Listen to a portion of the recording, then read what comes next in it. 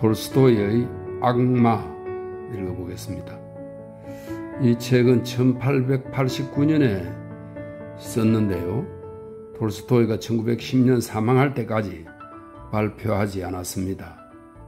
의도적으로 발표하지 않고 자신이 저렇게 앉아있던 등받이 의자 뒤에 감추어 놓았다고 합니다.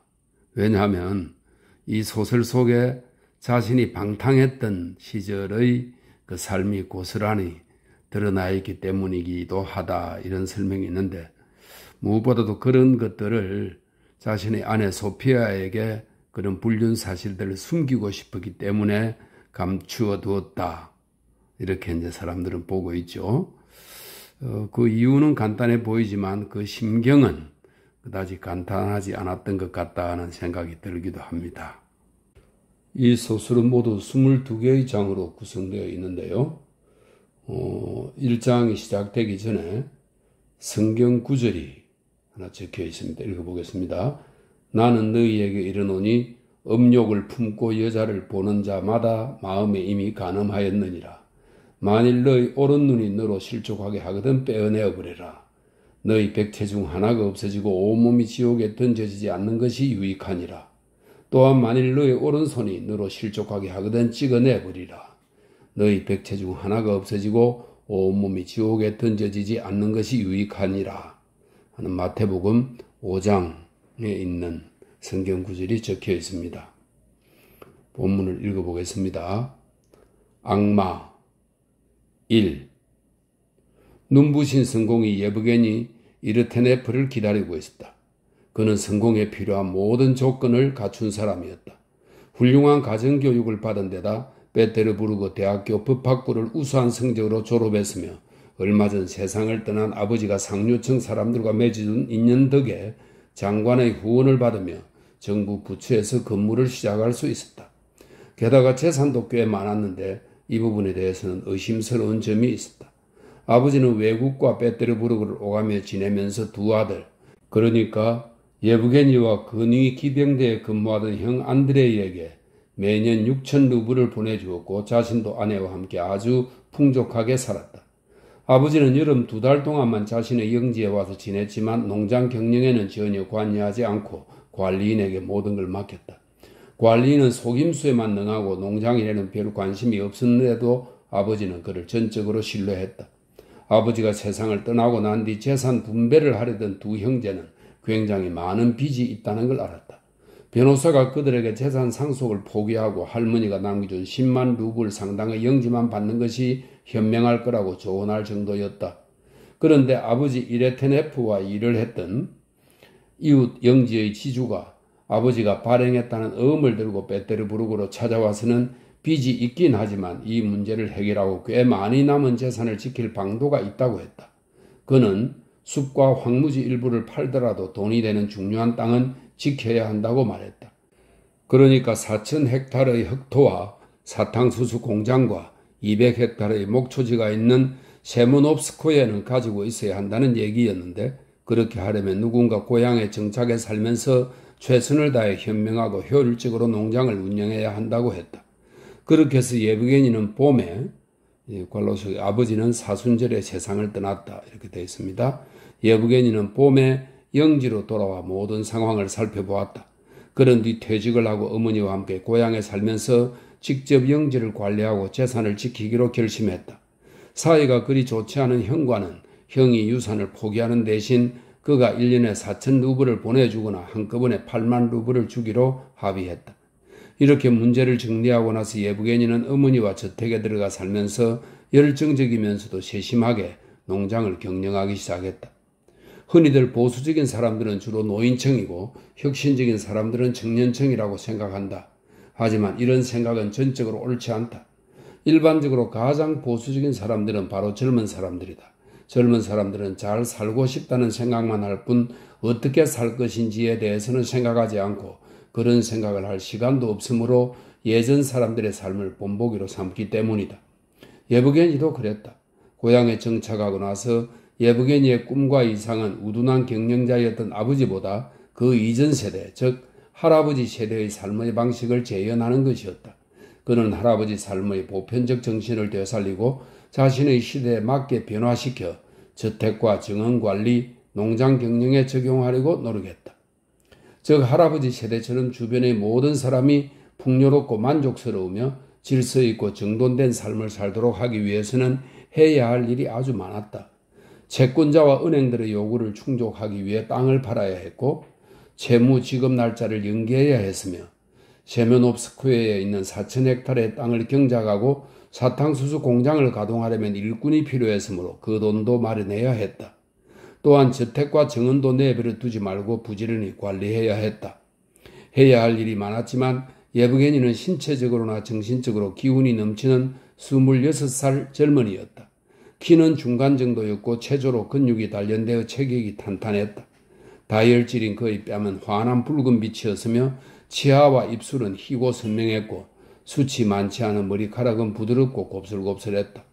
그의 유일한 신체적 결함이라면 근시 때문에 어릴 적부터 안경을 쓴 탓에 이제 안경 없이는 다닐 수 없게 되었고 그런 이유로 콧잔등에 안경 자국이 있다는 것 정도였다. 신체적인 특징은 이와 같았고 정신적인 특징을 얘기하자면 그는 알면 알수록 더 사랑할 수밖에 없는 사람이었다. 특히 그의 어머니는 그 누구보다 아들을 사랑했는데 남편이 죽은 뒤로는 아들을 애지중지하는 정도를 넘어 삶을 온통 그에게 바쳤다. 어머니만 예브게니를 사랑한 것은 아니었다. 김나지움과 대학교 친구들 역시 그를 좋아했을 뿐만 아니라 존경하기까지 했다. 이처럼 예브게니는 늘 모든 이에게 영향을 미쳤다. 순수하고 정직해 보이는 얼굴, 특히 두 눈을 보면 그가 하는 말을 믿을 수밖에 없었고 거짓이나 속임수가 있을 거라는 생각은 할 수가 없었다. 대체로 이런 인물 됨됨이가 그의 일에 많은 도움이 되었다. 채권자들은 다른 사람들 말이라면 절대 들어주지 않을 일이라도 그의 말이라면 믿어주었다. 관리인, 촌장, 그리고 다른 사람들에게는 멋대로 행동하고 속임수를 썼을 농부도 예브게니처럼 선량하고 소박하며 무엇보다 솔직한 사람과 지내다 보면 절로 유쾌해져 속일 생각 같은 건 아예 하지 못했다. 오울이 끝나갈 즈음이었다. 예브게니는 도시로 나가 황무지의 저당을 어렵사리 풀어 상인에게 판 뒤 그 돈으로 농기구를 수리하고 말과 황소와 짐수레를 장만했다. 꼭 필요했던 농가를 짓기 위해서였다. 일은 순조롭게 진행되었다. 목재가 실려오고 목수들이 일을 시작하고 거름도 짐수레 80대 분이나 실려왔다. 그런데 어느 순간 지금껏 진행되었던 모든 일이 극심한 위기에 처하고 말았다. 2. 걱정스러운 상황 속에서 일이 진행되는 와중에 그리 중요하지는 않아도 예브게니로서는 굉장히 괴로울 법한 문제가 있었다. 여느 젊고 건강한 미혼 남성들처럼 그도 여러 여성과 관계를 맺으며 젊은 시절을 보냈다. 그가 탕자는 아니었지만 그 스스로 말했듯 수도사도 아니었다. 그의 말을 빌리면 신체의 건강과 정신의 자유를 위해 필요한 정도로만 이런 관계에 열중했다. 그는 16살 때부터 이런 생활을 시작했다. 그리고 지금까지 별 탈 없이 지내왔다. 타락한 적도 없었고 여자에게 정신없이 빠지지도 않았으며 매독에 걸린 적도 없었던 점에서 그랬다. 그는 베테르부르크에서 재봉사와 처음 관계를 가졌는데 이후 그녀가 방탕한 생활을 하자 관계를 끝내고 다른 여자를 만났다. 이런 식의 처신은 별다른 문제를 일으키지 않고 안전했다. 하지만 시골에서 지낸 지 2달쯤 지나자 이 문제를 어떻게 해결해야 할지 판단이 서지 않았다. 어쩔 수 없이 절제하는 생활을 하다 보니 좋지 않은 현상이 나타났다. 이 일을 해결하려면 도시로 나가야 하는 걸까? 간다면 어디로 가야 하나? 그리고 어떤 식으로 여자를 만날 것인가? 이런 생각만 하면 마음이 어지러웠다. 하지만 그는 이 일이 자신에게는 아주 중요하며 꼭 해결해야 하는 문제라고 믿었다. 어떤 여자든 가리지 않고 훑어보는 자신의 모습을 볼 때마다 의지와는 상관없이 이 문제에서 벗어나지 못할 거라는 느낌도 들었다. 그는 자신의 영지에서 다른 농부들의 아내나 처녀들과 관계를 맺는 것은 좋은 방법이 아니라고 생각했다. 아버지와 할아버지는 이런 문제에서 당시의 다른 지주들과 확연히 달랐으며 자신의 영지에서 농부들의 아내와 관계를 맺은 적은 단 한 번도 없었다는 사실을 사람들에게 들어 알고 있었던 터라 그것 또한 그렇게 하리라 결심했다. 하지만 시간이 지날수록 여자 없이 지내는 생활이 견디기 힘들어졌다. 그 작은 마을에서 여자와 관계를 맺을 때 어떻게 될지 생각하면 두렵기도 했지만 이제 농노제도 없어졌으니 안 될 것도 없다고 마음을 정했다. 그리고 이 일을 누구도 알게 해서는 안 되며 방탕한 생활에 빠지는 일 없이 건강을 지키는 정도로만 즐기자고 다짐했다. 이렇게 결정을 하고 나니 오히려 마음이 더 초조해졌다. 마을 촌장이나 농부, 목수들과 얘기를 나누다 보면 어느새 자신도 모르게 여자 얘기를 하고 있었고 여자 얘기를 한참 하다 보면 도무지 멈출 줄을 몰랐다. 그러면서 여자들에게 향하는 시선도 점점 더 집요해졌다. 3. 하지만 무엇을 결심하는 것과 그것을 실천하는 것은 전혀 다른 문제였다. 예브게니가 여자에게 접근하기란 불가능했다. 어떤 여자에게 다가갈까? 그리고 어디서 여자를 만날까? 누군가를 통해야 했는데 누구에게 부탁해야 한단 말인가? 어느 날 예브게니는 숲속을 지나다 갈증을 느끼고 물을 얻어 마시기 위해 살림지기 집에 들렀다. 살림지기는 예전에 아버지를 도와 사냥을 하던 사람이었다. 살림지기는 예브게니 이바노비치와 이런저런 얘기를 하다가 예전에 사냥을 끝내고 떠들썩하게 잔치를 벌이던 얘기를 얻어놓았다. 그 말을 듣는 순간 바로 그곳 살림지기 집이나 숲에서 일을 도모하면 좋겠다는 생각이 예브게니의 머리를 스쳤다. 하지만 늙은 다닐라가 그 일에 협조해 줄지는 알 수가 없었다. 내 제안을 들으면 기겁할지도 몰라. 그러면 나만 형편없는 인간이 되는 거지. 아니 어쩌면 선뜻 들어줄 수도 있어. 예브게니는 이런 생각을 하면서 다닐라의 얘기를 들었다. 다닐라는 예전에 멀리 들판으로 사냥을 나갔다가 교회지기 아내 집에서 머물렀던 얘기와 프라니 처니코프에게 여자를 데려갔던 얘기까지 시시콜콜했다. 들어줄 것도 같은데 예브게니는 생각했다. 지금 천국에 계실 주인님의 아버님은 그렇게 어리석은 짓 같은 건 절대 하지 않으셨답니다. 안 될 거야. 예브게니는 이렇게 생각하면서도 한번 떠볼 요량으로 슬쩍 얘기를 꺼냈다. 그런데 자네는 어쩌다 그렇게 나쁜 일을 하게 된 건가? 뭐가 나쁘다는 건가요? 여자도 좋아했고 표들어 자리치도 이만저만 만족한 게 아닌걸요. 저도 돈을 좀 챙겼고요. 그렇게라도 해야지 어쩌겠습니까? 그도 살아있는 사람인데요. 차도 마시고 술도 마시는 사람 말입니다. 그래, 얘기해봐도 되겠어. 예브게니는 마음의 결정을 하고는 얼른 말문을 열었다. 이봐, 다닐라. 하지만 막상 말을 꺼내자 얼굴이 화끈거렸다. 자네도 알겠지만 내가 몹시 힘들다네. 다닐라가 씩 웃음을 지었다. 나는 수도사가 아니잖나. 게다가 그동안 버릇도 되었고 말이야. 자신의 모습이 바보 같긴 했지만 그래도 다닐라가 맞장구를 쳐주자 말하길 잘했다는 생각이 들었다. 진작 말씀하지 그러셨어요. 되고 말고요. 어떤 여자를 원하는지 말씀만 하세요. 다닐라가 말했다. 아, 어떤 여자든 상관없네. 그러니까 보기에 흉하지 않고 건강하기만 하면 된다는 말이지. 알아들었습니다. 다닐라가 딱 잘라 대답했다. 그리고 잠시 무언가를 생각하더니 말을 이었다. 아하, 좋은 여자가 있습니다. 예브게니는 또 얼굴이 달아올랐다. 괜찮은 여자 입죠? 그게 말입니다. 이 여자가 가을에 시집을 갔거든요. 다닐라가 목소리를 낮춰 속닥거렸다. 그런데 남편이라는 사람이 제대로 할 줄 아는 게 없는 겁니다. 그러니 여자 심정이 어떻겠습니까? 예브게니가 수치심 때문에 얼굴을 찌푸렸다. 아니, 아닐세. 그런 여자가 필요하다는 얘기가 절대 아니야. 나는 그 반대일세. 이 관로 속에 설명이 있네요. 반대라는 게 대체 무슨 말이지? 해가 의문표가 붙어 있습니다. 그 반대란 말이네. 그냥 건강하고 귀찮아질 일이 없는 그런 여자를 말하는 걸세. 가령 남편이 군인이라든가 그런. 알겠습니다. 그렇다면 스테파니다를 만나게 해드리죠. 남편이 도시에 나가 있으니 군인인 것이나 매한가지죠. 여자가 꽤 괜찮고 깔끔하거든요. 마음에 드실 겁니다. 여자한테는 제가 말해두겠습니다. 주인님이 그쪽으로 가셔도 되고 아니면 여자들은 알겠네. 그럼 언제가 좋겠나? 당장 내일이라도 괜찮습니다. 지금 제가 담배 사러 가는 길에 여자에게 한번 들러보겠습니다. 내일 점심쯤에 이리로 오시거나 채소밭 넘어 목욕탕으로 오세요. 아무도 없을 겁니다. 여기서는 점심을 먹고 나면 다들 잠을 자니까요. 그래, 그렇게 하지. 집으로 돌아오면서 예브게니는 극심한 흥분에 휩싸였다. 이제 어떻게 될까? 어떤 여자일까? 혹시 지독하게 못생겼으면 어떻게 하지? 아니, 예쁠 거야. 그는 눈여겨보았던 마을 여자들을 떠올리며 혼자 말을 했다. 그나저나 무슨 말을 하지? 뭘 해야 하는 거야? 예브게니는 온종일 제정신이 아니었다. 다음날 정오가 되자 그는 살림지기 집으로 갔다. 다니엘라가 문가에 서서 말없이 의미심장하게 고갯짓으로 숲을 가리켰다. 예브게니는 온몸의 피가 심장으로 몰리는 듯한 느낌을 받으며 채소밭 쪽으로 갔다. 아무도 없었다. 목욕탕 쪽으로 가보았다. 역시 아무도 없었다. 목욕탕 안을 둘러보고 나오는데 나뭇가지 부러지는 소리가 들렸다.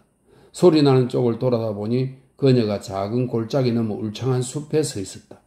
예브게니는 골짜기 너머 그곳으로 서둘러 달려갔다. 골짜기 여기저기에 쇠기 풀이 있었지만 그는 알지도 못했다.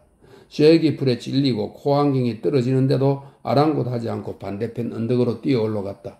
맨발인 채로 젓갈색 옷 위에 수놓인 흰색 앞치마를 두르고 선명한 붉은색 머리 수건을 쓴 여자는 수줍게 미소를 지었다. 그 모습이 신선하고 강인하고 아름다웠다. 그녀가 말했다. 저기 오솔길이 있어서 그쪽으로 돌아왔어요. 한참 기다렸어요. 예브게니는 그녀에게 다가가 빤히 들여다보면서 몸을 만져보았다. 15분 뒤에 두 사람은 헤어졌다. 예브게니는 돌아오는 길에 안경을 찾아 쓰고 다닐라 집에 들렀다. 만족스러웠느냐고 묻는 다닐라에게 대답으로 1루블을 쥐어주고는 집으로 왔다. 예브게니는 만족스러웠다. 수치심도 처음에만 잠깐 느꼈을 뿐 시간이 지나자 괜찮아졌다. 모든 것이 좋았다. 무엇보다 이제 마음이 가볍고 평온해졌으며 몸에 활기가 생긴 것이 좋았다. 예브게니는 여자를 제대로 살펴보지 못했는데도 왠지 괜찮다는 생각이 들었다. 기억나는 거라곤 그녀가 깔끔하고 생기 있으며 꽤 예쁘고 소박하고 화장을 하지 않았다는 것 정도였다. 그가 생각했다. 누구의 아내라고 했더라? 페츠니코프의 아내라고 했던가? 그런데 어떤 페츠니코프지? 그 성을 가진 집이 두 집이잖아. 미하일 영감의 며느리일 것 같기도 한데 그래 맞아. 그 영감 아들이 모스크바에 살고 있다고 해서 언제 한번 다닐라에게 물어봐야겠군. 이때부터는 시골 생활에서 가장 힘들었던 문제, 그러니까 강요된 절제라는 문제는 겪지 않아도 되었다. 마음이 홀가분해진 이래도 더 편안하게 몰두할 수 있었다. 예브게니가 시작한 일은 그리 간단하지 않았다. 어쩌면 일을 제대로 해내지 못한 채 결국 영지를 팔아야 하고 그래서 모든 노력이 수포로 돌아갈지 모른다는 생각이 때때로 들었다.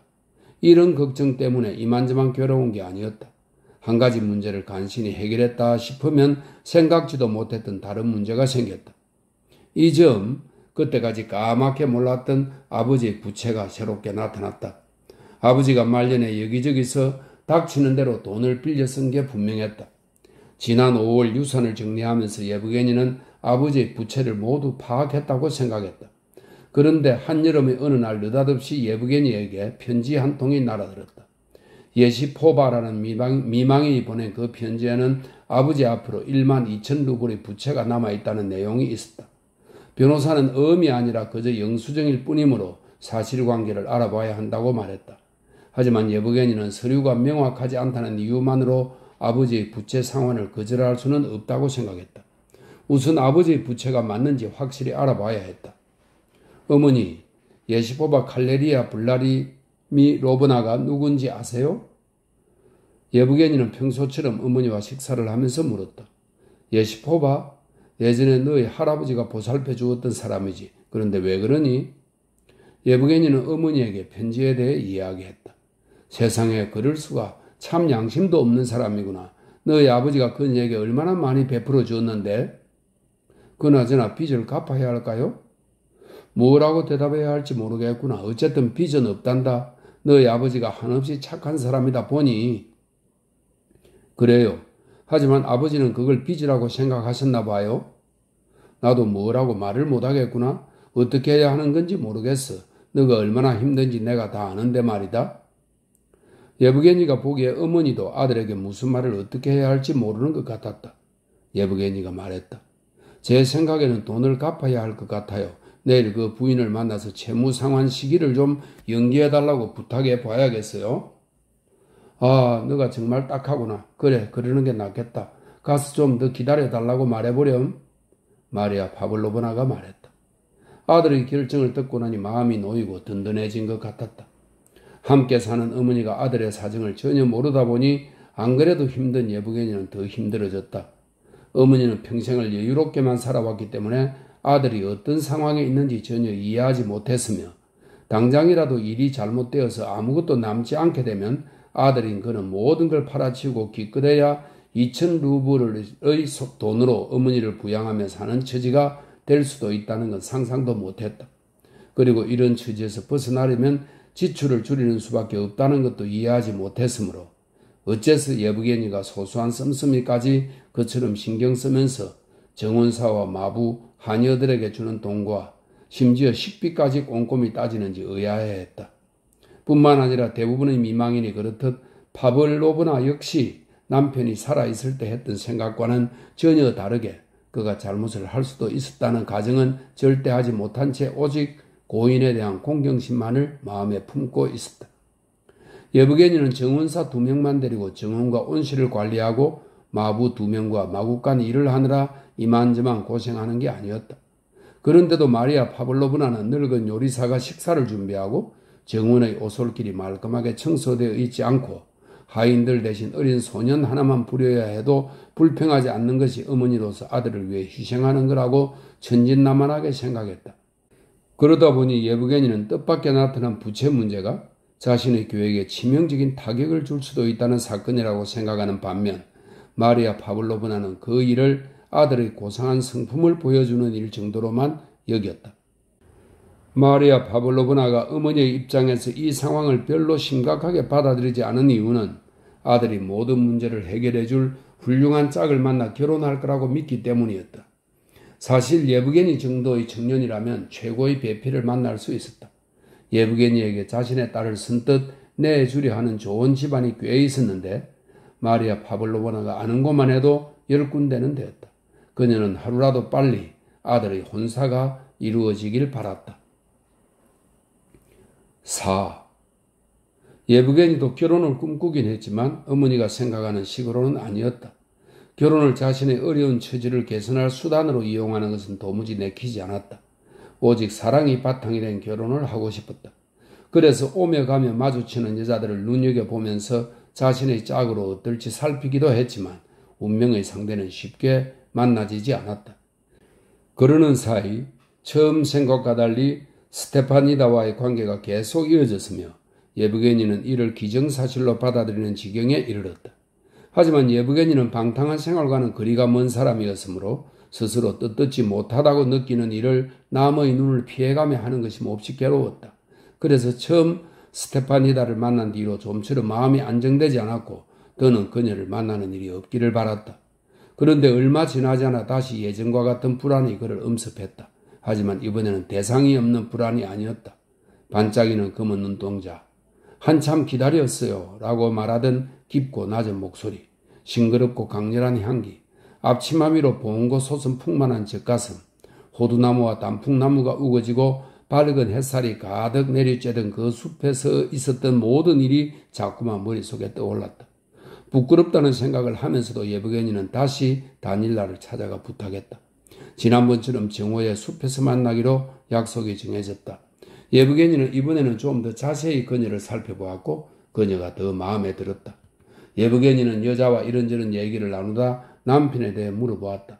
아니나 다를까 그녀의 남편은 미하일의 아들이었고 모스크바에서 마부 일을 하며 살고 있었다.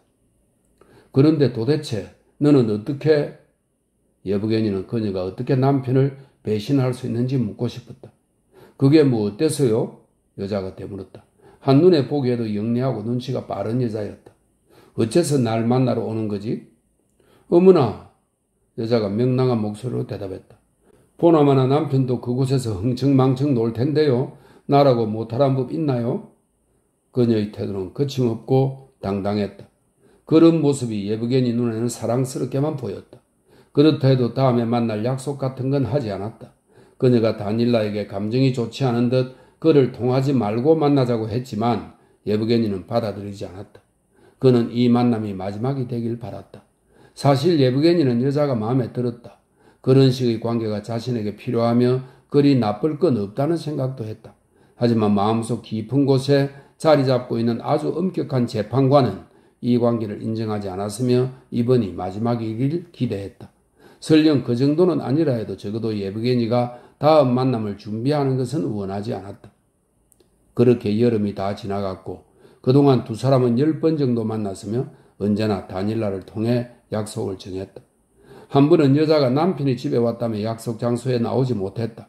그때 다닐라가 예브게니에게 다른 여자를 소개해 주겠다고 제안했지만 예브게니는 진저리를 치며 거절했다. 여자의 남편이 모스크바로 떠나고 나서 두 사람의 만남은 예전처럼 계속되었고 처음에는 다닐라를 통했지만 나중에는 예브게니가 직접 만날 시간을 정했다. 그녀는 프로로바라는 안악과 같이 왔는데 여자가 혼자 다니면 좋을 게 없기 때문이었다. 한 번은 두 사람이 만나기로 한 시간에 어느 가족이 마닐라 파블로브나를 방문했는데 그 가족 중에는 파블로브나가 아들의 신부감으로 점 찍어둔 아가씨가 있어서 예브게니는 도저히 빠져나올 수가 없었다. 기회를 틈타 간신히 빠져나온 예브게니는 곡식 창고에 가는 척 하면서 오솔길을 빙 돌아 약속 장소인 숲속으로 갔다. 하지만 여자는 그곳에 없었다. 두 사람이 늘 만나던 자리에서 손이 닿는 높이에 있는 나무가지들이 모두 부러져 있었다. 벚꽃나무, 호두나무, 심지어는 말뚝만한 굵기의 어린 단풍나무까지 모두 부러진 채였다. 여자가 예브게니를 기다리다 화가 치밀자 짓궂게도 그에게 기억될 만한 것을 남겨놓고 간 거였다. 예브게니는 한참을 서성이다 다닐라에게 가서 다음날 여자를 불러달라고 부탁했다. 다음날 그녀는 약속 장소에 나왔고 다시 예전처럼 예브게니를 만났다. 그렇게 여름이 지나갔다. 두 사람은 늘 숲속에서 만났지만 가을로 접어들기 직전의 어느 날 딱 한 번 여자 집 뒤뜰에 있는 흙간에서 만나기도 했다. 예브게니는 이런 관계가 그의 삶에 어떤 의미를 갖는다고는 생각하지 않았다. 그녀에 대해서는 별로 심각하게 생각하지 않았다. 그녀에게 돈을 주는 걸로 그만이었다. 온 마을 사람들이 둘의 관계를 알고 있으며 심지어 그녀를 부러워하고 식구들은 여자가 가져다주는 돈 때문에 그녀를 부추기고 돈의 영향력과 식구들의 동조 앞에서 그녀의 죄의식은 흔적도 없이 사라졌다는 것을 예브게니는 전혀 몰랐고 상상조차 하지 못했다. 여자는 사람들이 자신을 부러워한다면 그건 자신의 행동에 아무 문제가 없다는 뜻이라고 여기는 듯 했다. 예브게니는 생각했다.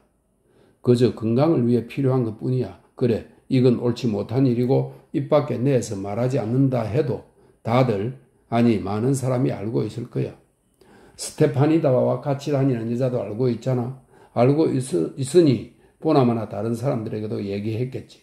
하지만 그렇다고 해서 뭘 어쩌겠어? 내가 추악한 짓을 하고 있다 한들 뭘 어쩌겠어? 어쨌거나 오래가진 않을 거잖아. 하지만 예브게니를 가장 괴롭히는 것은 그녀의 남편이었다. 처음에는 무슨 이유에서인지 그녀의 남편을 형편없는 사람으로 생각하면서 어느 정도는 자신의 행동을 정당화했다. 그러다 우연히 남편을 보고는 충격을 받았다. 그녀의 남편은 굉장히 멋지고 옷차림도 세련되어서 예브게니와 비교해도 전혀 뒤지지 않았다.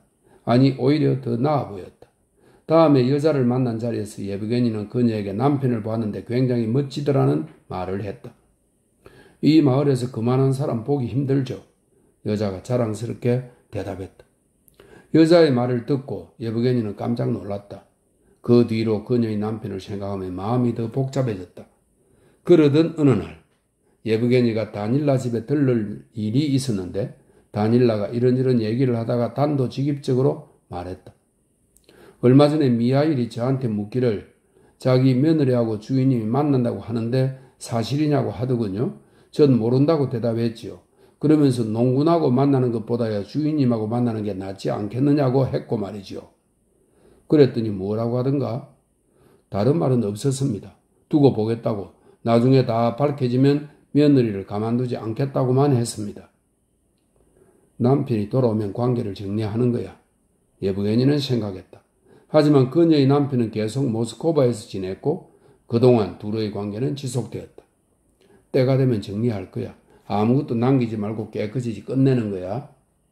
예브게니에게 이런 생각은 의심의 여지조차 없었다. 여름 내내 해야 할 일이 너무 많아서 다른 데 신경 쓸 여유가 전혀 없었기 때문이다. 농가를 새로 짓고 수확을 하고 필요한 시설을 만들어야 했으며 무엇보다 빚을 갚고 황무지도 팔아야 했다. 이런 일들을 처리하느라 그야말로 눈코 뜰 새가 없었다. 예브게니는 안전하으나 온통 이런 일들로 머릿속이 가득했다. 그가 살면서 부딪히는 문제가 이런 것들이었다. 스테파니다와의 선교에는 별 신경을 쓰지 못했다.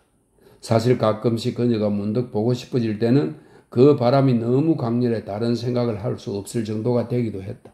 하지만 그런 상태가 오래 가지는 않았다. 한 번씩 그녀를 만나면 일주일 동안, 어떤 때는 한 달 동안 또 까맣게 잊고 지냈다. 가을이 되면서 예브게니는 도시로 나가는 일이 잦아졌고 그곳에서 안넨스키 집안과 가까워졌다. 그 집안에는 대학을 갓 졸업한 딸이 하나 있었다. 그 전 마리아 파블로브나에게 큰 상심을 안겨준 일이 벌어졌는데 예브게니가 리자 안넨스카야에게 반해 청혼을 하면서 그녀의 표현을 빌리면 자신을 헐값에 팔아버렸던 것이다. 이후로 스테파니다와의 만남은 중단되었다. 5. 한 남자가 다른 어떤 여자도 아닌 바로 그 여자를 선택하는 이유를 설명하기란 불가능하듯 예브게니가 리자 안넨스카야를 선택한 이유를 설명하는 것 또한 불가능하다. 그의 선택에는 많은 이유가 있었으며 그 중에는 긍정적인 것도 있고 부정적인 것도 있었다. 몇 가지 이유를 이야기해보면 리자는 그의 어머니가 아들에게 소개하던 신부감들처럼 큰 부자가 아니라는 것, 그녀가 순진하다는 것, 그의 어머니와 관계가 별로 좋지 않아 안쓰럽다는 것, 사람들의 눈길을 끌만한 미인은 아니지만 그렇다고 못생기지도 않았다는 것 등이다. 하지만 가장 중요한 이유는 그녀를 처음 만났을 때가 예브게니가 결혼을 진지하게 고려하던 시기였다는 것이다. 결혼을 한다는 것이 어떤 건지 알았기 때문에 그녀를 사랑하게 된 것이다. 예브게니는 리자 안넨스카야를 처음 봤을 때만 해도 그저 마음에 드는 정도였지만 아내로 맞을 결심을 하자 그녀에 대한 감정이 부쩍 더 커졌고 이런 감정은 사랑으로 변했다. 리자 안넨스카야는 키가 크고 호리호리하며 길쭉했다. 그녀는 모든 것이 길었다. 얼굴과 코도 길었는데 특히 코는 위로 솟지 않고 얼굴을 따라 뻗어 있었다. 손가락과 발 역시 길었다. 얼굴색은 부드럽고 환하면서 연한 홍조를 띠었고 연갈색 부드러운 머리카락은 길고 고불거렸으며 아름답고 맑은 두 눈은 온순해 보이면서 신뢰감을 주었다. 그 눈이 특히 예브게니의 마음에 들었다. 예브게니가 리자를 생각할 때면 그 맑고 온순해 보이며 신뢰감을 주는 두 눈이 늘 떠올랐다. 리자의 겉모습은 이러했다. 예브게니는 그녀의 내면에 대해서는 아무것도 몰랐으므로 오직 두 눈을 통해서만 모든 걸 볼 뿐이었다. 그녀의 눈이 그가 알아야 하는 모든 걸 말해주는 듯했다. 두 눈이 말해주는 의미는 이런 것이었다. 아직 대학에 다니던 15살 때부터 리자는 그녀가 만나는 모든 매력적인 남자들과 끊임없이 사랑에 빠졌고 오직 사랑에 빠져 있을 때만 생기가 넘치고 행복했다. 대학을 졸업한 뒤에도 여전히 만나는 모든 젊은 남자들을 사랑했고 당연히 예브게니도 처음 보는 순간 사랑했다. 이처럼 늘 누군가를 사랑하는 그녀의 삶이 두 눈에 그대로 드러났고 그 눈빛이 예브게니의 마음을 사로잡았다. 그해 겨울에만 해도 리자는 동시에 2명의 청년을 사랑했는데 그들이 집에 올 때는 물론이고 이름만 들어도 어쩔 줄 몰라 하며 얼굴을 붉힐 정도였다. 하지만 얼마 뒤 어머니에게서 예브게니 이르테네프가 진지하게 관심을 보이는 것 같다는 말을 듣자 곧바로 이르테네프를 열렬히 사랑하면서 이전의 두 청년에 대한 마음은 시들해졌다. 예브게니 이르테네프가 리자의 집에서 열리는 무도회와 파티에 참석하면서 다른 아가씨들보다 리자와 더 많이 춤을 추고 리자도 자신을 좋아하는지 알고 싶어하는 기색을 보이자 그에 대한 리자의 사랑은 병적이라 할 만큼 깊어졌다. 리자는 꿈에서도 예브게니를 보았고 어두운 방 안에서 홀로 깨어있을 때도 그가 눈앞에 있는 것 같았다. 이제 다른 사람들은 그저 마음에서 사라져버렸다. 드디어 예브게니가 청혼을 하고 두 사람이 결혼을 약속하고 키스를 나누고 약혼을 하게 되었을 때 그녀의 머릿속에는 오직 예브게니 뿐이었다. 그와 함께 있으면서 그를 사랑하고 그의 사랑을 받는 것 말고는 어떤 바람도 없었다. 그녀는 예브게니를 자랑스러워했고 그와 자기 자신 그리고 자신의 사랑에 감동했으며 온갖 것에 정신을 차릴 수 없을 만큼 기뻐했고 그를 향한 사랑에 황홀해했다. 예브게니도 그녀를 알면 알수록 더욱더 사랑했다. 이런 사랑을 하리라고는 한 번도 기대해보지 못했기 때문에 그녀에 대한 사랑으로 그의 감정은 점점 더 강렬해졌다. 6. 봄이 다가올 즈음 예브게니는 농장을 둘러보며 농장 운영에 필요한 일을 지시하고 특히 결혼해서 살 집의 공사가 어떻게 되어가는지 살피기 위해 세면옵스코에로 갔다. 마리아 파블로브나는 아들의 선택이 못마땅했는데 며느리 집안이 기대했던 것만큼 명문가가 아니어서이기도 했지만 아들의 장모가 될 바르바라 알렉시에브나가 마음에 들지 않아서이기도 했다. 리자의 성품이 선한지 악한지는 알지 못했고 굳이 알려고 하지도 않았지만 그녀가 대단한 가문 출신이 아니라는 사실과 처음 봤을 때부터 마리아 파블로브나의 표현을 빌리면 우아한 귀부인으로 보이지 않았다는 사실이 마음에 걸렸다. 마리아 파블로브나는 원래 예의 범절을 중요시하는 사람이었고 아들 예브게니 역시 이 문제에 굉장히 민감하다는 것을 알았기 때문에 아들이 앞으로 이 때문에 굉장히 고통을 겪을 것이 눈에 보이는 듯해서 무척 걱정이 되었다. 그래도 리자는 마음에 들었다. 무엇보다 아들이 마음에 들어하기 때문이었다. 며느리가 될 아가씨이니 좋아해야만 했다. 마리아 파블로브나는 진심을 다해 리자를 사랑으로 맞을 준비를 했다. 예브게니는 어머니가 즐거워하고 흡족해한다고 생각했다. 하지만 마리아 파블로브나는 집안일을 하나하나 정리하면서 아들이 젊은 아내를 맞아들이면 곧 떠날 준비를 했다. 예브게니는 어머니에게 함께 살자고 간청했다. 이 문제는 당분간 해결되지 않았다. 저녁 때 차를 마시고 난 뒤 마리아 파블로브나는 평소처럼 혼자 카드놀이를 하고 예브게니는 옆에 앉아 어머니를 거들었다. 이 시간은 두 사람이 아주 정답게 얘기를 나누는 때이기도 했다. 한 게임을 끝내고 새로 시작하려다 말고 마리아 파블로브나는 아들을 물끄러미 바라보며 잠깐 머뭇거리다 말을 꺼냈다. 제냐, 너에게 하고 싶은 말이 있단다? 물론 나야 잘 모르지만 다들 하는 충고를 몇 마디 하고 싶구나. 독신 시절의 모든 관계는 결혼 전에 꼭 끝내야만 너도 그렇고 은혜를 베푸시는 주님과 너의 아내도 편안해질 거다. 내 말 알아듣겠니? 예브게니는 마리아 파블로브나가 지난 가을에 이미 끝낸 스테파니다와의 관계를 돌려 말한다는 것을 금세 알아챘다. 예브게니가 보기에 혼자 사는 여인들이 다 그렇듯 어머니도 그 관계를 필요 이상으로 심각하게 생각하고 있었다. 예브게니는 얼굴이 붉어졌다. 창피해서라기보다는 착하기만 한 어머니가 제대로 알지 못하고 알 수도 없는 일에 공연히, 물론 아들에 대한 사랑 때문이겠지만 공연히 참견을 하는 것 같아 짜증이 나서였다. 그는 숨길 일 같은 건 없으며 결혼에 방해가 될 만한 행동도 전혀 한 적이 없다고 대답했다. 얘야, 그거 참 다행이구나. 제냐, 내가 모욕감을 느낄 일은 하지 말아다오. 마리아 파블로브나가 당황해하며 말했다. 하지만 예브게니가 보기에 어머니는 무언가 더 하고 싶은 말이 있는데 선뜻 하지 못하는 눈치였다. 잠시 시간이 지나고 어머니가 결국 말을 꺼냈다. 예브게니가 집에 없는 동안 프첼리코프 집에서 그녀에게 데모가 되어달라는 부탁을 해왔다는 얘기였다. 예브게니의 얼굴이 다시 붉어졌다. 이번에는 화가 나서가 아니었고 창피해서는 더더욱 아니었다. 어머니가 하려는 말의 중요성을 의식하면서 무언가 이상한 기분이 들어서였는데 자신의 판단과는 전혀 상관없이 본능적으로 이는 느낌, 드디어 올 것이 왔다는 느낌이었다. 마리아 파블로브나는 올해 태어난 아이들이 모두 사내 아이인데 이것은 곧 전쟁이 일어날 조짐이라는 얘기를 그냥 지나가는 말처럼 했다. 바신 씨 집과 프첼리코프 씨 집 며느리들이 첫 아이를 낳았는데 그 애들도 모두 아들이라고 했다. 마리아 파블로브나는 무심하게 얘기를 하고 싶었는데 아들이 얼굴을 붉히고 신경질적으로 코안경을 벗어서 탁탁 두드리다가 다시 쓰는가 하면 급하게 담배를 피워대는 모습을 보고 수치심을 느꼈다. 그래서 저는 아무 말도 하지 않았다. 예브게니도 아무 말 하지 않았다. 어떤 말이 이 침묵을 깨야 하는지 알 수가 없었다. 두 사람 다 서로의 마음을 알고 이해했기 때문이다.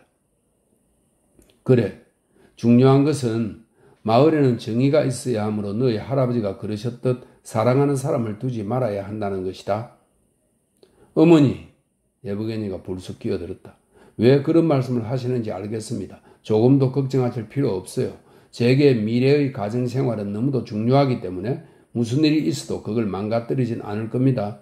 결혼 전 있었던 일은 모두 깨끗이 정리되었습니다. 앞으로는 어떤 관계도 갖지 않을 것이며 어느 누구도 저에게 그런 관계를 요구할 수 없을 겁니다. 그 말을 들으니 마음이 놓이는구나. 너의 마음이 얼마나 고결한지는 나도 잘 알고 있단다. 마리아 파블로브나가 대답했다. 예브게니는 어머니의 말을 순순히 인정하고 잠자코 받아들였다. 다음날 아침 예브게니는 스테파니다를 제외한 세상의 모든 일과 약혼녀에 대해 생각하면서 도시로 나갔다. 그리고 일부러 스스로에게 다짐시키려는 듯 교회로 향하면서 걸어가는 사람들, 마차를 타고 오가는 사람들을 보았다. 마트베이 노인과 3명을 만났고 남자아이들과 여자아이들도 보았다. 그리고 2명의 여자도 보았는데 그중 한 여자는 나이가 좀 들어 보였고 다른 여자는 화려하게 옷을 차려입고 선홍색 머리수건을 썼는데 어딘가 낯이 익었다. 여자는 품에 아기를 안고는 가뿐하고 활기차게 걸어왔다. 예브게니가 그들에게 다가가자 나이 든 여자는 전통 예절대로 걸음을 멈추고 인사했지만 아기를 안은 젊은 여자는 고개만 약간 숙이고 말았는데 머리수건 아래로 낯익은 눈동자가 기분 좋은 웃음을 띠며 반짝거렸다. 맞아, 그 여자야. 하지만 다 끝났잖아. 더는 쳐다볼 이유가 없어. 그런데 아이는 어쩌면 내 아이일지도 몰라. 이런 생각이 머리를 스쳤다. 아니, 말도 안 되는 생각이야. 그녀에겐 남편이 있잖아. 예브게니는 이제 그 생각은 떨어내리고 했다. 그저 건강을 위해 여자가 필요했고 그 대가로 돈을 지불했으며 그게 전부였다고 결론지었다. 두 사람 사이에는 다른 어떤 관계도 없고 없었으며 있을 수도 없고 있었어도 안 되었다. 그는 양심에 거리낄 것이 없었으므로 양심의 소리를 묵살할 필요도 없었다. 지난번 어머니와 얘기를 나눈 뒤로 한 번도 그녀를 떠올린 적이 없었는데 이렇게 만난 것이었다. 그리고 그날 뒤로도 다시 만나는 일은 없었다. 예브게니는 부활절 직후 첫 주간에 도시에서 결혼식을 올리고 곧바로 젊은 아내와 함께 시골 영지로 떠났다. 집은 신혼부부가 편안히 지낼 수 있도록 말끔히 정돈되어 있었다. 마리아 파블로브나는 떠나고 싶어 했지만 예브게니가 어머니를 놓아주려 하지 않았고 특히 며느리가 자신들과 함께 살자고 간곡히 청했다. 결국 마리아 파블로브나는 별채로 거처를 옮겼다. 그렇게 해서 예브게니에게 새로운 삶이 시작되었다. 7. 결혼 첫 해는 예브게니에게 무척 힘든 시기였다. 혼담이 오가는 동안 간신히 미뤄두었던 일들이 결혼식이 끝나면서 한꺼번에 밀려들었기 때문이다. 부채에서 벗어나기란 불가능했다. 별장을 팔아 그 돈으로 당장 급한 빚부터 해결했지만 여전히 갚아야 할 빚이 남았고 가진 돈은 없었다. 영지에서 나오는 수입이 그럭저럭 괜찮긴 했어도 형에게 돈을 보내야 했고 결혼식 비용으로도 꽤 많은 돈을 썼기 때문에 남은 돈이 없었다. 공장을 가동할 돈도 없어 기계를 세워둬야 했다. 이 난관에서 벗어날 방법은 아내의 돈을 쓰는 것뿐이었다. 리자는 남편의 처지를 알아채고 먼저 제안했다. 예브게니는 영지 절반을 아내 명의로 바꾼다는 조건으로 이 제안을 받아들였다. 그리고 그대로 했다. 물론 이는 아내가 아닌 장모를 위한 것이었고 아내는 그 사실에 몹시 마음이 상했다. 이런 일들 때문에 나타난 좋거나 그렇지 못한 여러 변화는 결혼 첫 해 내내 예브게니의 삶을 힘들게 만든 하나의 요인이었다. 아내의 건강이 나빠진 것 또한 예브게니를 힘들게 했다. 결혼 첫 해 가을, 그러니까 결혼식을 올린 지 7달이 지났을 무렵 리자에게 불행한 일이 닥쳤다. 도시에서 다녀오는 남편을 맞으러 마차를 타고 가던 길에 온순하던 말이 갑자기 날뛰는 바람에 깜짝 놀라 마차에서 뛰어내렸던 것이다. 하마터면 마차 바퀴에 깔릴 수도 있었는데 뛰어내린 덕에 그나마 더 큰 화를 면할 수 있었다. 하지만 그때 임신 중이던 리자는 밤부터 통증에 시달리더니 결국 유산을 했고 그 뒤로 오랫동안 회복하지 못했다. 기다리던 아이를 잃은 데다 아내는 병이 들어 누워 있었으며 게다가 딸이 아프다는 말을 듣고 장모가 곧장 달려왔는데 이 모든 일이 한때 얽혀 그 해에 예브게니는 더욱더 고통스러웠다. 하지만 상황이 이처럼 힘들어졌는데도 그 해가 끝나갈 무렵 예브게니는 어쩐지 지내기가 훨씬 나아졌다는 느낌이 들었다. 첫 번째 이유는 무너진 집안을 일으키고 할아버지 세대 삶의 모습을 새로운 방식으로 부활하겠다는 마음속 소망이 비록 더디고 힘들지라도 점차 실현되고 있기 때문이었다. 이제는 빚을 갚기 위해 영지를 팔지 않아도 되었다. 영지의 중요한 부분을 아내 명의로 바꾸긴 했지만 그래도 잃지는 않았고 사탕수수를 수확해 좋은 가격에 판다면 이듬해에는 이 쪼들리고 긴장된 상황에서 벗어나 아무 부족함 없이 풍족해질 수 있었다. 이것이 예브게니의 상황이 한결 좋아진 한 가지 이유였다. 두 번째 이유는 예브게니가 아내에게서 많은 것을 바라면서도 그가 정말 원하는 것을 찾을 수 있으리라고는 기대하지 않았는데 오히려 기대보다 훨씬 좋은 것을 발견했기 때문이었다. 그것은 바로 감동, 사랑의 환희였으며 예브게니가 이루려고 노력했지만 이룰 수 없었거나 아주 희미하게밖에는 이룰 수 없었던 것이다. 이런 특징은 삶을 더 즐겁고 행복하게 만들어 주었을 뿐 아니라 더 편안하게 해 주었다. 어떻게 그렇게 되었는지는 예브게니도 알지 못했지만 아무튼 그렇게 되었다.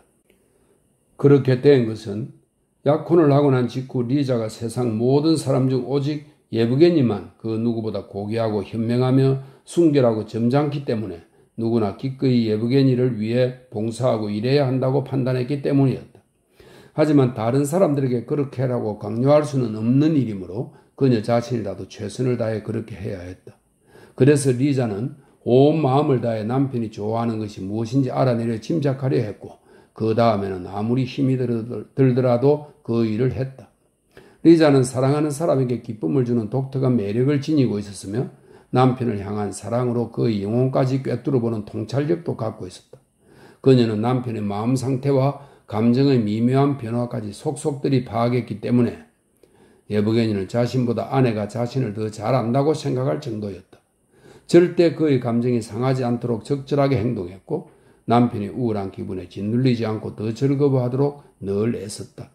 그녀가 남편의 감정과 생각만 이해한 것은 아니었다. 그녀에게는 낯설기만 한 문제들, 그러니까 농장 경영이나 공장 일, 사람들에 대한 평가 등도 빠르게 파악해서 예브게니의 말 상대가 되어 주었을 뿐만 아니라 예브게니가 아내에게 말했듯 종종 유익하고 귀중한 조언자가 되어 주었다. 리자는 사물과 사람, 세상의 모든 것을 오직 남편의 시각으로만 바라보았다. 자신의 어머니를 사랑하면서도 장모가 그들 삶에 끼어드는 것을 남편이 싫어하는 걸 알고는 즉시 남편 편에 섰다. 그러고는 남편이 장모의 간섭을 제지해야 한다며 단호한 입장을 취했다. 이 모든 것 말고도 리자는 고상한 취미와 뛰어난 재치, 그리고 무엇보다 온화함까지 갖추었다. 그녀는 어떤 일이든 남의 눈에 띄지 않게 해치웠다. 사람들은 오직 그녀가 해놓은 일의 결과만을 볼 뿐이었다. 즉 어떤 일을 하든 언제나 깔끔하고 질서정연하고 우아하게 처리했다. 리자는 남편이 인생에서 추구하는 이상이 무엇인지 금세 알아차리고 그가 바라는 것을 이루기 위해 노력했으며 집안의 체계와 질서 안에서 그것을 이루었다. 두 사람 사이에 아이가 없었지만 희망을 잃지는 않았다. 겨울에 그들은 빼떼르부르크로 가서 산부인과 의사의 진료를 받았다. 의사는 리자가 아주 건강함으로 아기를 가질 수 있다고 자신있게 말했다. 그들의 바람은 이루어졌다. 그 해가 끝나갈 무렵 리자는 다시 임신을 했다. 그런데 그들의 행복을 무너뜨리는 정도는 아니라 해도 위협하는 한 가지가 있었으니 바로 리자의 질투심이었다. 리자는 이 질투심을 속으로 사귀고 드러내지 않으려 했지만 그래도 고통스러울 때가 많았다. 이 세상에 예브게니에게 어울릴 만큼 가치 있는 여자는 없으므로 설명이 있습니다. 관로 속에 리자는 자신이 남편에게 어울리는 여자인지에 대해서는 단 한 번도 의문을 가져본 적이 없었다. 이렇게 되어 있네요. 여자는 없으므로 그가 다른 여자를 사랑하는 일은 절대 있을 수 없고 따라서 어떤 여자도 감히 예브게니를 사랑할 수 없었다. 8. 두 사람은 이렇게 살아갔다. 예브게니는 여느 때처럼 아침 일찍 일어나 사람들이 한창 일하고 있는 농장과 공장을 둘러보았고 이따금 들판에도 가보았다. 오전 10시경에는 커피를 마시러 집에 돌아왔다. 테라스에 앉아 어머니 마리아 파블로브나 함께 사는 삼촌 리자와 함께 커피를 마시며 대화를 나누었다. 그들의 대화는 종종 활기를 띠었다. 그렇게 대화를 끝내면 점심시간까지 각각 흩어져 제 볼일을 보았다. 오후 2시에 점심 식사를 하고 나서는 산책을 하거나 마차를 타고 일을 보러 나갔다. 저녁 때 예브게니가 일을 마치고 돌아오면 늦은 시간에 아내와 함께 차를 마셨고 이따금 그는 소리내어 책을 읽고 리자는 집안일을 했다. 손님이 찾아올 때만 함께 음악을 듣거나 얘기를 나누기도 했다. 예브게니가 일 때문에 집을 떠나 있을 때면 아내와 매일 편지를 주고받았다. 가끔 리자가 남편을 따라갈 때도 있었는데 그럴 때면 두 사람은 무척 즐거운 시간을 보냈다. 두 사람의 명명축일이 되어 손님이 왔을 때 리자가 손님이 만족하도록 모든 일을 빈틈없이 처리하는 모습을 보는 것이 예브게니는 무척 기뻤다. 손님들이 입을 모아 아내를 젊고 아름다운 안주인이라고 칭찬하는 것을 보고 들으면서 아내에 대한 사랑이 더욱 깊어졌다. 모든 것이 순탄했다. 아내는 임신기간 동안 아무 탈도 없었고 부부는 마음 한편으로 두렵긴 했지만 아이를 어떻게 기를 것인지를 함께 의논했다.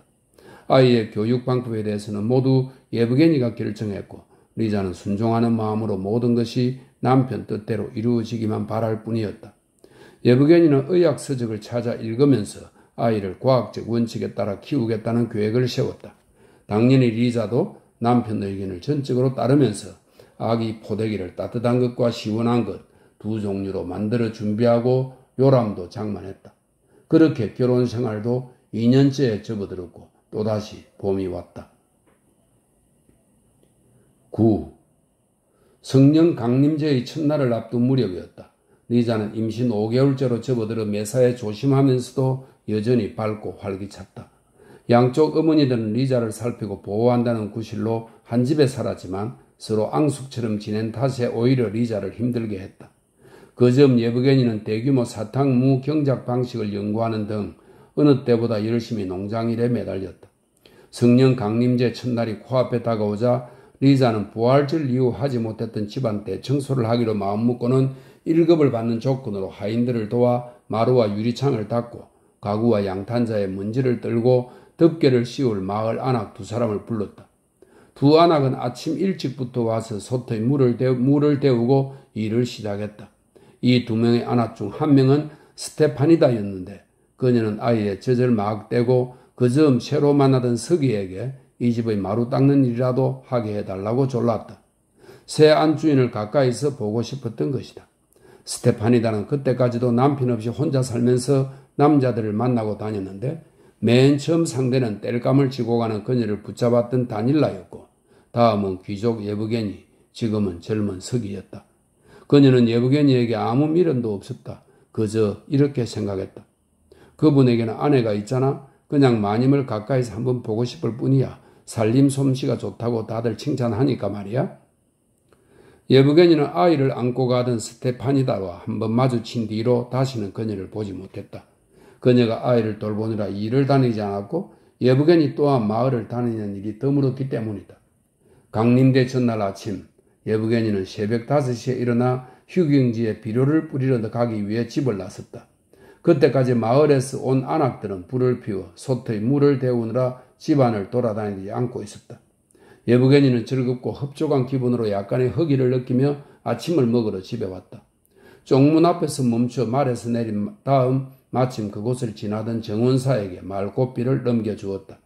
그리고 높이 자란 풀을 채찍으로 쳐내면서 평소 습관처럼 혼잣말을 중얼거리며 집 쪽으로 걸어갔다. 비료 뿌리길 잘했어. 계속 그렇게 중얼거리면서도 자신이 누구에게 무슨 말을 하는 건지 알지 못했고 신경도 쓰지 않았다. 여자들이 풀밭에서 양탄자를 틀고 있었다.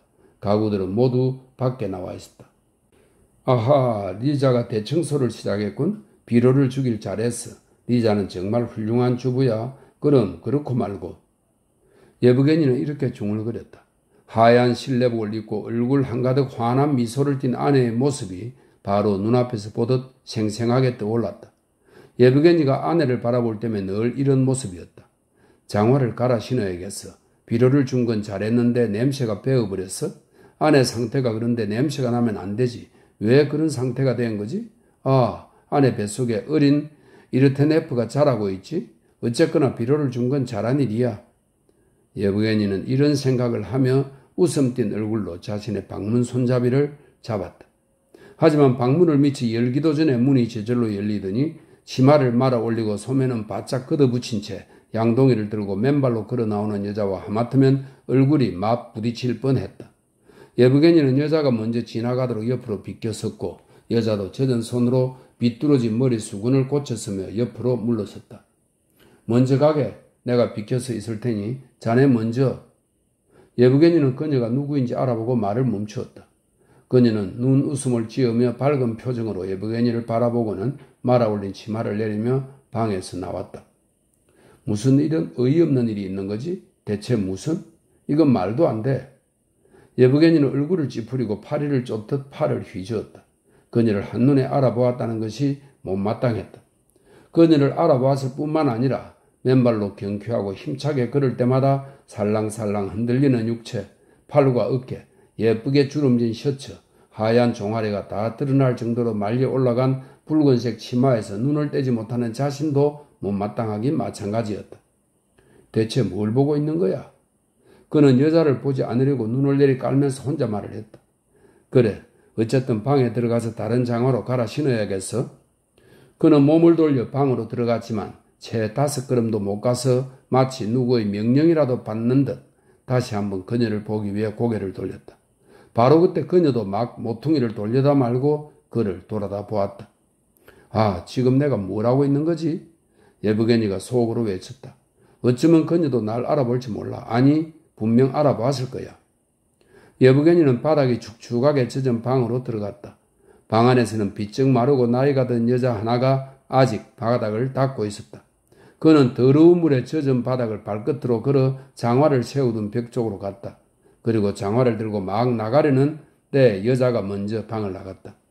저 여자가 나갔으니 이제 스테파니다가 들어오겠군? 혼자서 말이야?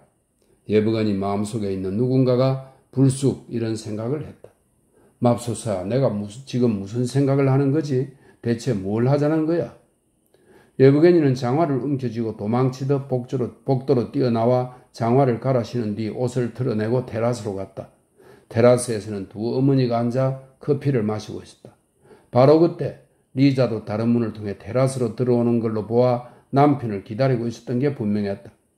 아, 세상에, 나를 이토록 정직하고 순결하고 결백하다고 믿는 아내가 이 일을 알게 된다면 예브게니는 이런 생각을 했다. 리자는 여느 때와 다름없이 환한 얼굴로 남편을 맞았다. 하지만 예브게니의 눈에는 아내가 그날따라 유독 창백하고 얼굴빛이 누런 데다 길쭉하고 힘이 없어 보였다. 10.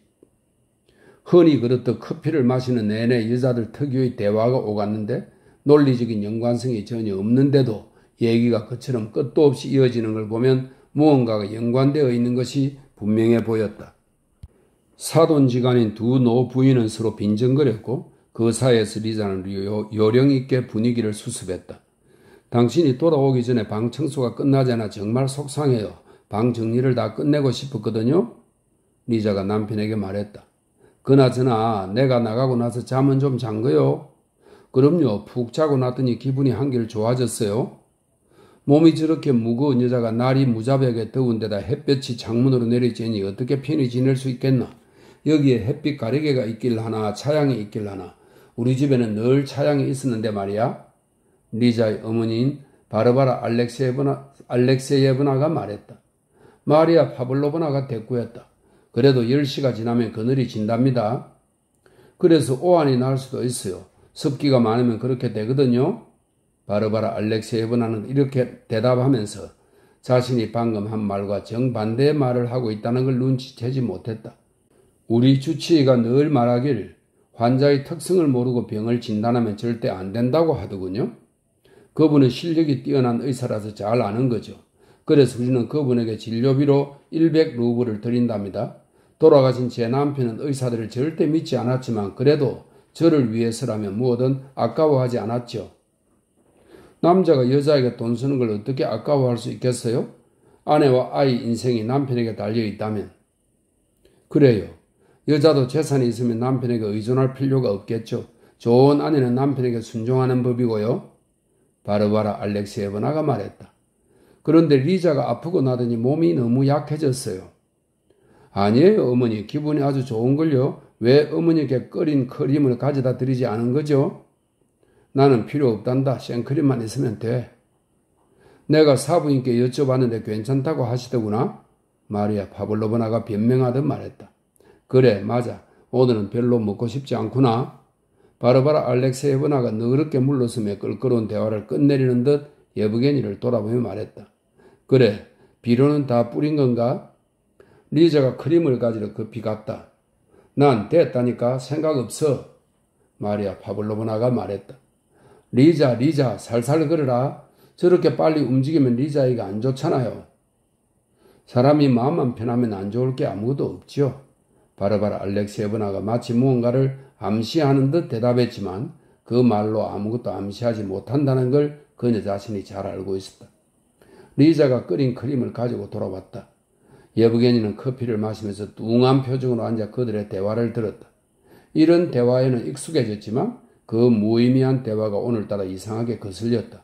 자신에게 일어난 일을 곰곰이 생각해보고 싶었는데 그들의 수다가 방해가 되었다. 커피를 다 마신 바르바라 알렉세예브나가 기분이 상한 채로 나가버리고 리자와 예브게니와 마리아 파블로브나만 남았다. 세 사람은 가볍고 유쾌하게 대화를 이어갔다. 하지만 사랑하는 남편 상태에 굉장히 민감한 리자는 그가 무엇 때문인지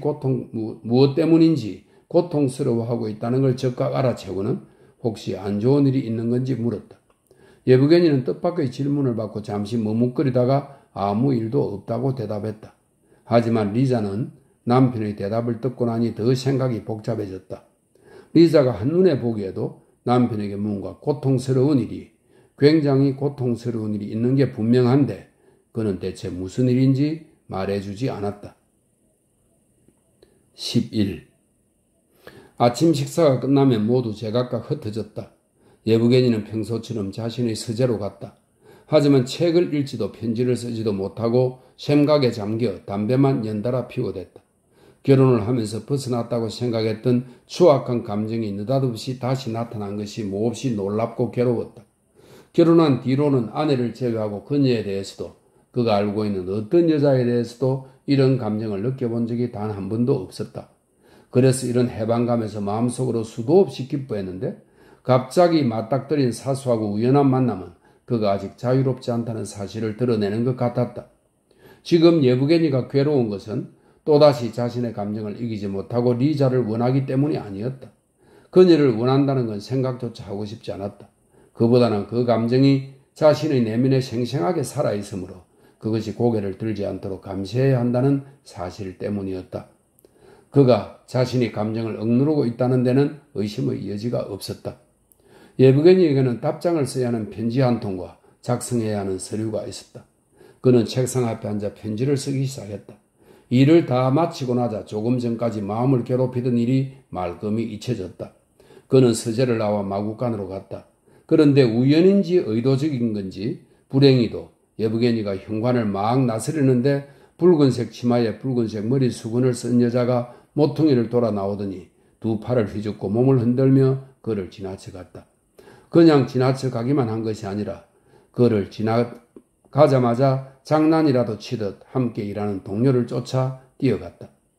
햇살이 내리쬐는 한낮, 쇠기풀, 다닐라의 오두막집 뒷마당, 단풍나무 그늘에 서서 잎사귀를 입에 물고 웃음 짓던 그녀의 얼굴이 또다시 예브게니의 상상 속에 되살아났다. 안 돼. 이런 생각이랑은 지워버려야 돼. 그는 이렇게 중얼거리며 안악들이 시야에서 사라지기를 기다렸다가 사무실로 갔다. 점심시간이긴 했지만 집사가 자리에 있었으면 했다. 다행히 집사는 그곳에 있었다. 낮잠에서 방금 깬 것 같았다. 그는 사무실에 서서 기지개를 켜고 하품을 하면서 자신에게 뭔가 이야기하는 가축지기를 바라보고 있었다. 바실리 니콜라예비치, 어쩐 일이십니까? 자네와 할 얘기가 좀 있네. 무슨 일이신데요? 일단 하던 얘기부터 끝내게나. 그럼 데려올 수가 없단 말이야? 바실리 니콜라예비치가 가축지기에게 물었다. 굉장히 무겁거든요, 바실리 니콜라예비치. 뭘 말인가? 예브게니가 물었다. 암소가 밭에서 새끼를 내왔답니다. 아무튼 알겠네. 지금 당장 마차에 말을 매라고 지시하지. 니콜라이 리수에게 마차를 준비하라고 하게. 가축지기가 사무실을 나갔다. 저기 할 말이 좀 있네. 예브게니는 막상 말을 하려니 수치심에 얼굴이 붉어졌다. 저기 말일세, 바실리 니콜라예비치, 내가 총각 시절에 해서는 안 될 짓을 좀 했는데 어쩌면 자네도 들었는지 모르겠지만 바실리 니콜라예비치가 눈웃음을 짓는 것이 주인을 딱하게 여기는 게 분명해 보였다. 그가 입을 열었다. 스테파니다 말씀이시죠? 맞아, 그렇다네. 바로 그 얘기야. 제발 부탁인데 그 여자가 이 집에 드나들지 못하게 좀 해주게나. 이해할지 모르겠지만 나로서는 몹시 껄끄러운 일이어서. 네, 알고 말고요. 보나마나 서기로 일하는 바냐가 그렇게 처리했을 겁니다. 그럼 부탁하겠네. 아, 그리고 나머지 비료는 제대로 뿌린 건가? 예브게니가 당황한 기색을 감추려고 화제를 바꿨다. 예, 지금 나가 버려둔 참이었습니다. 스테파니다 문제는 이렇게 마무리되었다. 예브게니는 그제야 마음이 놓였다. 그녀를 보지 않고 지난 1년을 살았듯 앞으로도 그럴 수 있기를 바랐다. 이제 바실리가 바냐에게 말하고 바냐가 스테파니다에게 말하면 그녀도 내가 원치 않는다는 걸 알게 되겠지. 예브게니는 이렇게 중얼거렸다. 말을 꺼내기가 결코 쉽진 않았지만 그래도 용기를 내서 바실리에게 얘기하기를 잘했다는 생각이 들었다. 마음이 한결 홀가분해졌다. 그래, 의심과 수치심에 쌓여 지내는 것보다 훨씬 낫지. 자신이 저지른 죄악을 떠올리기만 해도 예브게니는 몸서리가 쳐졌다.